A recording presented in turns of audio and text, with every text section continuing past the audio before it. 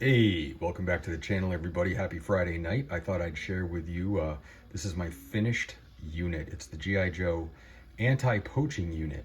And I've been up to my old tricks. I've been taking a bunch of peg warmers. Tiger Force Desert Dusty, Tiger Force Recondo, Retro Recondo, and some Stalkers and some heads from other figures. And I made this anti-poaching unit. And so as I explained once before, I thought it would be cool to, I always kind of thought that maybe Cobra would use Naga hide and some of the Dreadnoks to round up some of their animals that they use for testing. And I thought, well, G.I. Joe better have a unit that counters against that and maybe stop the flow of some of that. So here they are. So again, this is my take on burning up some peg warmers, getting them out of Amazon clearance warehouses and stuff. I don't think I paid any more than $10 for any of these figures. That's not to say I didn't pay for the extra parts and pieces, but I just buy a bunch of peg warmers and see what I can do with them. But you might be asking, okay, so Hyperdrive, how did you get those arms that you see on Spirit and Ridgeback? And I'll tell you about his name in a second. Those are actually the arms, believe it or not, from the Recondo figures. And they took to the dyeing of the same color skin as the neck pegs and the heads. So I thought it would look cool to have a couple of them with rolled up sleeves. So that Spirit, man, that one really came out cool. I really like that Spirit figure a lot. And I thought he made a perfect anti-poach. And then Ridgeback, that is another one who just the dyed skin really looks awesome with those rolled up sleeves, I think. And then the other ones, all of the neck pegs, heads, and hands have all been dyed. That's 6 figures, 6 different shades of skin. I hope the skin shades are coming out okay. They're all very distinct and different in real life.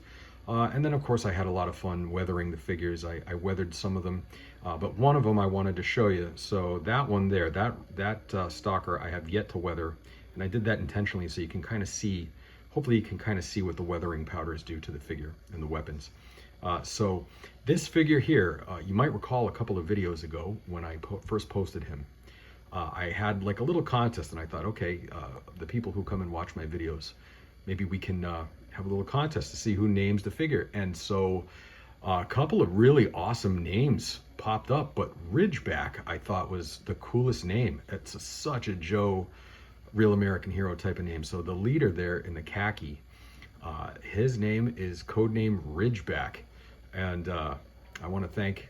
I'm sorry, man. I can't remember your name, bud. But I'll post it in the comments below when I remember who came up with that one. But like a Rhodesian Ridgeback is like an African hunting dog, a very large African hunting dog, and I just thought the name was awesome. So, hey, thank you so much for naming that character.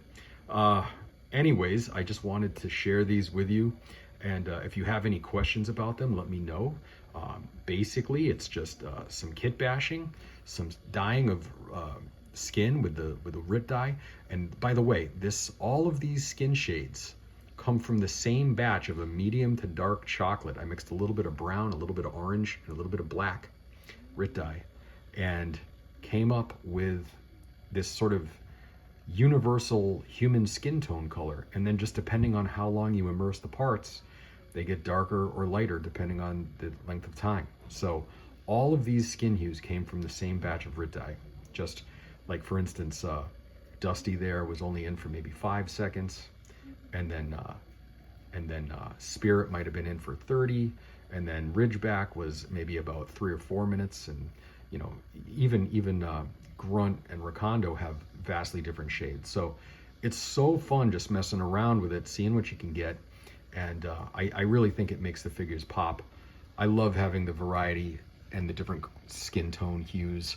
An international organization would totally have that. It wouldn't all be just white guys or all just black guys, or whatever the military units are comprised, particularly American military units. In particular, there's all kinds of skin shades and hues and everything. So I really wanted to, honor that and make sure everybody it looks like a real unit, So anywho, they are going on the shelf, so you'll see them on the display shelf soon, along with I have 8 other customs. I think it's 8 more customs I'm going to share with you this weekend, and we'll do an updated tour. And I have a bunch of Cobra females. You've seen the Badass Bitch Group Brigade, the Triple Bs. Well, I have something in the works for Cobra as well. So I've got the first 3 done, and I'll post them this weekend. So stand by. As always, thank you so much for looking. I'd love to hear what you have to say about these, and we'll do it again soon.